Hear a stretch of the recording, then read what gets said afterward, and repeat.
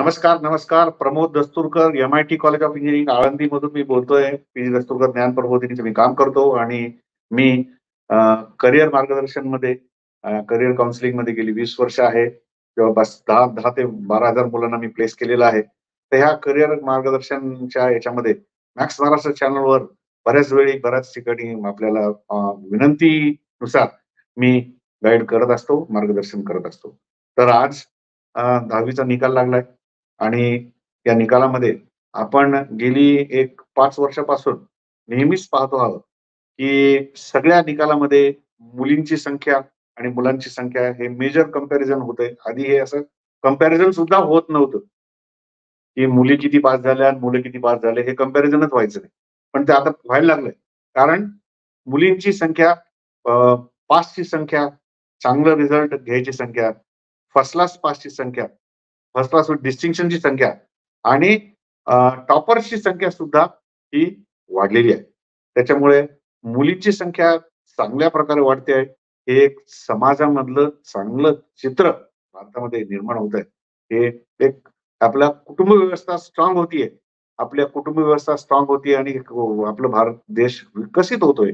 विकसनशील पासून विकसितकडे जातोय. त्याचं एक लक्षण आहे. तर काय कारणं असतील ज्याच्यामुळे मुली पुढे येत आहेत, याचाही आपण उहापोह करूया. चांगल्या करिअरच्या मार्गदर्शनमध्ये मॅक्स वुमन या याच्यामध्ये आपण याचा विचार करूया, की पुढच्या काळात मी जसा आज म्हणजे माझा 70च्या काळात जन्म झालेला आहे आणि त्यावेळी आम्ही पाहतो तर सुद्धा टेलिफोन करायला सुद्धा आम्हाला ट्रंक कॉल लावायला 1-1 तास वाट पाहावं लागायचं आणि ट्रंक कॉलवर बोलायला सुद्धा 1 मिनिट बोलायला 100-100, 500-500 रुपये आम्हाला मोजावी लागायची. तर ही टेक्नॉलॉजी जशी चेंज झाली, तर त्याच्यामध्ये चेंज झालेल्या टेक्नॉलॉजीमध्ये आपण पुढे पाहतो आहोत. तर या टेक्नॉलॉजी चेंज होत वेगवेगळ्या प्रकारचे कायदे आलेत. त्याच्यामध्ये मुलींना संरक्षण आलेलं आहे, महिलांना संरक्षण आलेलं आहे आणि ह्या सगळ्या गोष्टींमध्ये कायदे हे महिला धार्जिन झालेली आहेत किंवा महिलांना प्रोटेक्ट करणारी कायदे पुढे आलेली आहेत. त्याच्यामुळे शिक्षणाचं प्रमाण मुलींचं वाढलंय. एक बाब. शिक्षणाचं प्रमाण वाढलेलं असल्या कारणाने प्लस आता नवीन झालेल्या सरकारने सुद्धा असलेल्या सरकारने सुद्धा महिला शिक्षण धोरण जाहीर केलंय. महिला शिक्षणाच्या साठी प्रमोशन डिक्लेअर केलेलं आहे आणि त्याच्यामध्ये महिला पुढे येत आहेत. आता 2 भाग आहेत. एक महत्वाचा बाब मी तुम्हाला सांगू शकतो. एक पीटर ड्रकर नावाचे मोठे सायंटिस्ट होऊन गेले. तर त्या सायंटिस्टने जो अभ्यास केला, जगातल्या सगळ्या महिलांचा अभ्यास केला आणि कुटुंब व्यवस्थेचा त्यांनी वेगवेगळ्या देशाचा अभ्यास केला. तर त्याच्यामध्ये सगळ्यात स्ट्रॉंग कुटुंब व्यवस्था असलेली काही पहिली 3 देश जर आपण बघितली, तर पहिल्या 3 देशामध्ये पहिल्या 2 मध्ये भारताचं नाव आहे. भारताचं नाव आहे आणि महिलांचं पर्टिक्युलरली इंटिग्रिटी टुवर्ड्स फॅमिली जर पाहिलं, तर भारताचं नाव पुढे आलेलं आहे. एक महिला आपल्या साध्या घेताना, कुटुंबाचं दळण करताना 4 वेळा भांडून म्हणते, की चांगलं पीठ दे रे.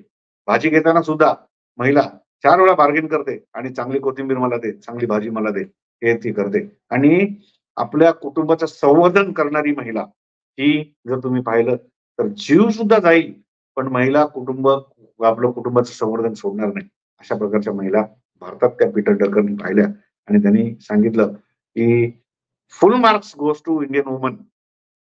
या मॅक्स वुमनच्या चॅनलमध्ये मी सांगू इच्छितो, की इंडियन वुमनला फुल मार्क्स त्यांनी दिले आणि त्यांनी सांगितलं, की भारताची महिलाची एकनिष्ठता, भारताच्या महिलाचं कुटुंब वत्सलता आणि कुटुंबाबद्दलचं प्रेम हे सर्वात जास्त आहे. हे जेनेटिक म्हणायला हरकत नाही आपल्याला, की जे महिलांना तो पुढे आणतात आणि कुटुंब जशी ती महिला बहीण असते, महिला ही आई असते, महिला ही बायको असते, महिला ही वहिनी पण असते, महिला ही सीनियर पण असते आणि महिला ही गाईड करणारी अ, शिक्षिका पण असते. तर ह्या वेगवेगळ्या रोलमधून महिला जात असतात आणि आपल्या कुटुंबाला आपल्या भोवतालच्या असलेल्या व्यक्तींना पुढे आणत असते.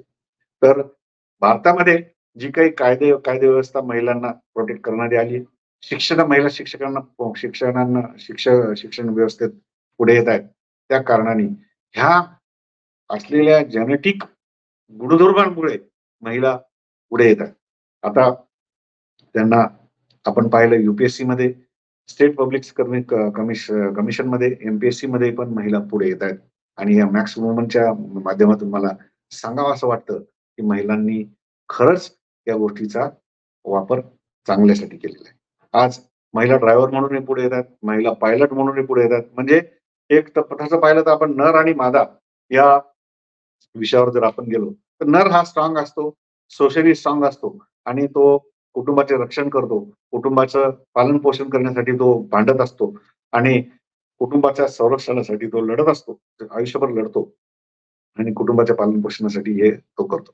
तर मादा ही तशी पाहिली तर कुटुंबाची काळजी घेणे ही ती हे करते. तर त्या दृष्टीने तसं पाहिलं तर आपण महिला ह्या आपल्या कुटुंबासाठी पूर्णपणे डिव्होटेड असतात. तर नरचं काम म्हणजे पुरुषांचं काम हे संरक्षण करणे हे प्रमुख असतं आणि अन्न, वस्त्र, निवारा देणे हे पण असतं. तर महिला ह्या जनरली आपल्या कुटुंबाला पुढे नेण्यासाठी अ, बालकांना जन्म देत असतात आणि कुटुंब पुढे नेऊन त्यांचं पालन पोषण करून ग्रोथ करणे, कुटुंबाला ग्रोथ करून पुढे नेणे हे ते करत असतात. तर तसं पाहिलं तर जेनेटिक सिक्वेन्स मध्ये भारतीय महिला ह्या कुटुंब वत्सल आणि कुटुंबासाठी एकनिष्ठ ह्या प्रूव्ह झालेल्या आहेत. तर त्या दृष्टीने आज आपल्याला महिलांना तसं पाहिलं तर हे शिक्षण क्षेत्रामध्ये खूप पुढे पुढे पुढे जाण्याचं वाव मिळतोय आणि पुढे जात जात महिला शिक्षण क्षेत्रात पुढे येतात, वेगवेगळ्या प्रकारचे कोर्सेस करतात, वेगवेगळ्या प्रकारचा. आज मी तुम्हाला माझ्याच कुटुंबामध्ये एक बहीण मी सांगतो, ती अत्यंत हलाखीची परिस्थिती असताना सुद्धा तिने लग्न झाल्यानंतर 12वी केलं. लग्न झाल्यानंतर तिने वेगवेगळे कोर्सेस केले आणि जॉब करून ती लग्न झाल्यावर तिच्या कुटुंबाला मेजर आधार तिने दिलेला आहे. आणि काही महिला अशा प्रूव्ह होतात, की त्या कुटुंबामध्ये सगळ्यात पुढे जाऊन त्या कुटुंबाचा एक मोठा आधार सुद्धा त्या डेव्हलप होऊन जातात. तर तर आपण पुरुषांमध्ये आणि महिलांमध्ये असं कंपॅरिझन नाही, तसं करण्याची गरज नाहीये. भारतामध्ये या वेगवेगळ्या प्रकारचे सोशल नॉर्म्स बदललेले आहेत. तर एज्युकेशन नॉर्म्स पुढे आलेली आहेत. तर ह्या नॉर्म्स बदलल्यामुळे या सगळ्या याच्यामध्ये आपण पाहिलं तर रोल मॉडेल आणि पॉलिसी चेंजेस कायद्यामध्ये झालेले चेंजेसमुळे महिलांना खूप प्रकारचा वाव मिळतोय. आज रात्री सुद्धा कंपन्यांमध्ये महिला काम करू शकतात. सोशल मीडियामध्ये सुद्धा महिलांना प्रोटेक्ट करणारे जे नियम आलेले आहेत आणि ते जेव्हा कुटुंबातून पुढे जाऊन काम करत असतात, तर त्यांना प्रोटेक्ट करणाऱ्या सिस्टम डेव्हलप झाल्यामुळे या महिलांना या आपण पुढे येताना दिसत आहे. भारतामध्ये राज्य सरकार, केंद्र सरकार या सगळ्या दोन्ही मिळून महिलांना वेगवेगळ्या स्कीम डिक्लेअर करत असतात. जसं वेळ पुढे येतो तशा त्या महिला महिलांच्या वेगवेगळ्या योजनांमुळे त्याच्यात पुढे जाता येतं. तर आता या आपण पाहिलं फॅशन टेक्नॉलॉजीमध्ये पुढे आलेले आहेत, इंजिनिअरिंग क्षेत्रामध्ये पुढे आलेले आहेत. पर्टिक्युलरली डॉक्टरी, मेडिकल सायन्समध्ये तर महिला खूप पुढे आलेल्या आहेत. तर हे कारण आहे. प्लस पालकांमध्ये ही जागरूकता निर्माण झालेली आहे, की आपण महिला आहे म्हणून आपण तिला शिकवू नये. महिला आहे म्हणून तिला आपण पुढे नेऊ नये. फक्त कुटुंबातच काय म्हणता येईल, चूल आणि मूलच सांभाळावं हे जे थॉट होता, हा विचार मागे पडलेला आहे आणि महिला कितीतरी वेगवेगळ्या क्षेत्रामध्ये पुढे आलेल्या आहेत. माझ्या कुटुंबामध्येच मी सांगतो, बऱ्याच बऱ्याच महिलांनी, बऱ्याच माझ्या बहिणींनी, भगिनींनी वेगवेगळ्या अशा गोष्टींचा फायदा घेऊन त्या पुढे आलेल्या आहेत आणि त्यांनी करिअर करून कुटुंबाची व्यवस्था लावलेली आहे, कुटुंबाला पुढे नेलेली आहे. तर ह्या सगळ्या गोष्टींमध्ये पॉलिसी चेंजेस झालेले, ग्लोबलायझेशन आलंय, इकॉनॉमिक नेसेसिटी ती आलेली आहे. आर्थिक व्यवस्थेमध्ये आपल्याला पुढे जायचं असेल, तर अर्थकारण सुद्धा महिला सांभाळतायत, चांगलं सक्षमरित्या सांभाळतायत. घर बांधण्यात मदत करतायत. आपल्याला त्यांच्या पाल्यांना शिक्षण देण्यामध्ये ते चांगलं मदत करतायत. आणि एक पाहिलं तर कुटुंबाची जास्त काळजी असल्यामुळे महिलांमध्ये व्यसनाधीनता कमी दिसते किंवा नसतेच, नाहीच आहे. आज तुम्ही पाहिलं तर 100 व्यसनाधीन माणसं पाहिलं तर त्याच्यात 2 किंवा 3 महिला दिसू शकतील किंवा मेट्रो सिटीजमध्ये थोडं बहुत व्यसनाधीनतेचं प्रमाण महिलांमध्ये असू शकतं. पण जेवढं प्रमाण व्यसनाधीनतेचं प्रमाण मुलांमध्ये आहे, पुरुषांमध्ये आहे, त्याच्या फार कमी प्रमाण महिलांमध्ये हे दिसतं.